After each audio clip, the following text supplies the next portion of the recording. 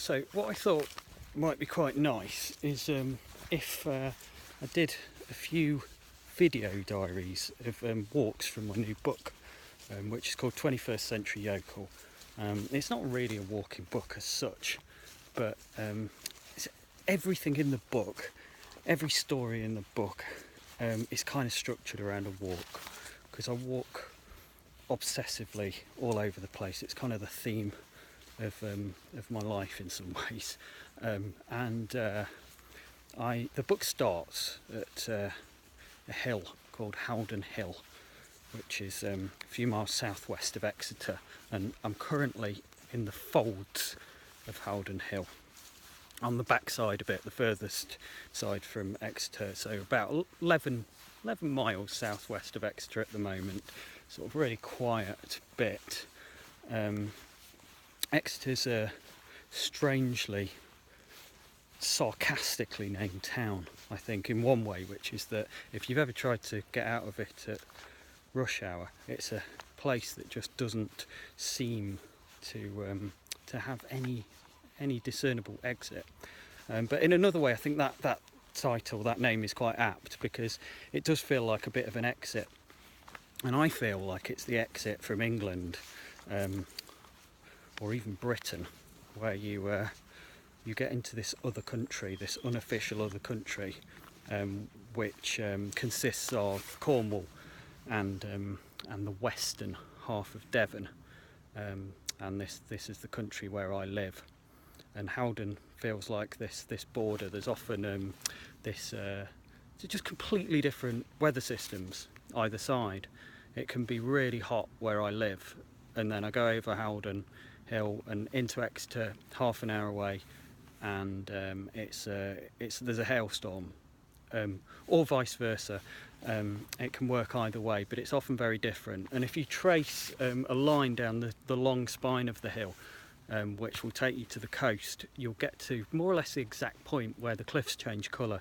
You've got this dark red on the cliffs in East Devon, and then it changes to this kind of dark gnashing grey, which will take you all the way to Plymouth. So it does feel like things change when you get on Haldon.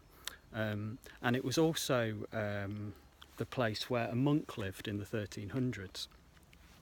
I feel like travellers have often come down here, maybe at various points in history, maybe the Romans, and later, and they've kind of stopped. They've maybe thought, I'm not going over that hill, or they've been very tired when they've come to it and thought, God, that looks a bit formidable, we'll stop here. And in the 1300s, travellers would come and they'd stop, very tired, wanting a rest, wanting some food, and sometimes they'd meet this monk, and this monk lived here behind me, which is it's a chapel, which we're going to see in a minute. What the monk would do, the monk would say, come with me, come and rest at my place, and I'll give you some food, and then he'd drug them and throw their bodies in his well. So I wanted to come and see it. I've not actually seen the chapel. I have done a bit of walking around Haldon.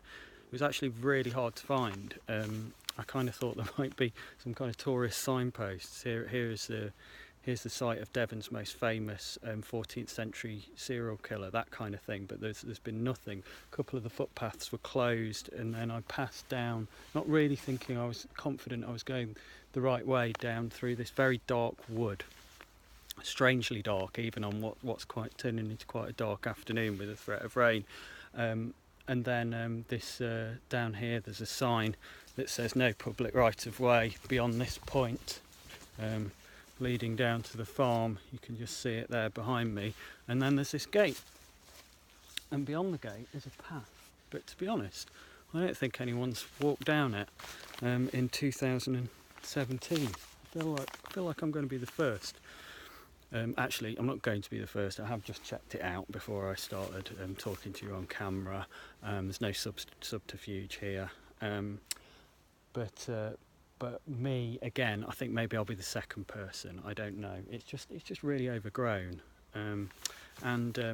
Actually, a bit of a theme in the book, in 21st Century Yokel, a recurring theme, I suppose, are patches of countryside which have a palpable ambience of dread, of threat. happens quite a lot, particularly at this time of year. Actually, this sort of just coming into autumn. It's where everything starts rotting, things go a bit spooky and quiet, and some like little pockets of countryside, I feel like they carry a bit of a sort of an atmosphere of stuff that's happened with them. It stays wrapped up in it, in the same way as it does in houses as well, like either good or bad stuff. It's there. I feel that's been there in every house I've lived in, certainly. And there's definitely a feeling of that here. That wood was very dark up there, and I'm a little bit spooked, just a little bit. I don't get spooked that easily. I walk in a lot of spooky places, but there's something about this place. I feel kind of like I need to spin round and see if anything's after me in that way that characters in M.R. James stories do. Complacent academics that scorn ideas about the supernatural and then get punished for it. I'm not an academic, but maybe I've been too complacent. Just walking through now, I'm going to get attacked by nettles and brambles a little bit because it is quite overgrown and it's quite wet as well. I've bought completely the wrong shoes for this enterprise, suede loafers.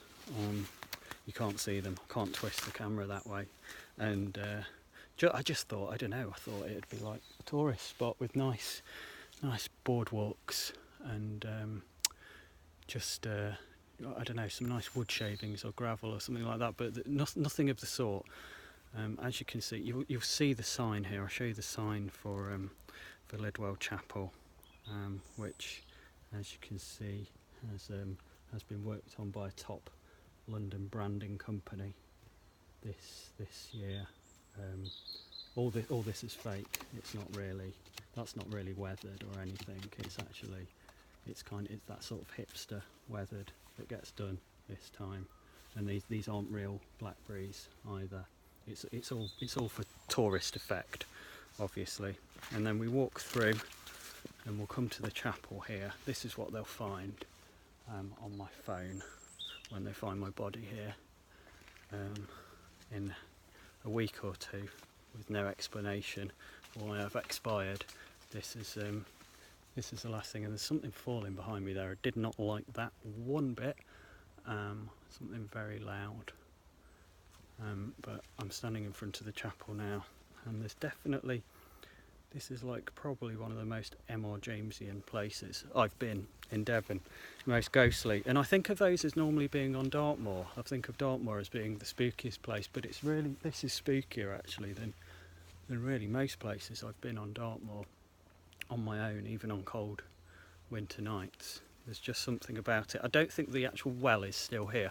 I think they filled it in because they found so many bodies in it. Didn't want to kind of preserve it in any way. But yeah, there's definitely inspiration for some ghost stories, this is. And I doubt that many people will be down here again before the end of the year. I'm going to estimate, I don't think I'm the first, but I'm going to estimate, I don't know, 23 people have been down here this whole year. And I'm feeling pleasantly unsettled. I like to do this to myself, give myself this feeling that you have to spin round just in case someone's watching. That happens, talk about that a bit in the book, especially on spooky walks in Norfolk and Suffolk. But I'm going to puncture all that now by popping to Newton Abbot, to the HSBC there, to pay a check-in, and I'm probably going to put some disco era Diana Ross on in the car on the way there, and then everything will be all right. Actually, I'm all right anyway because I've got the phone, haven't I? Like, nothing bad can happen when you've got technology with you. I'm not sure actually. I think my phone might be haunted now. But anyway, that's Lidwell Chapel on Haldon Hill, home of Robert de Middlecote, the Mad Monk, and Haldon Hill is pretty much where my new book, 21st Century Yokel, begins.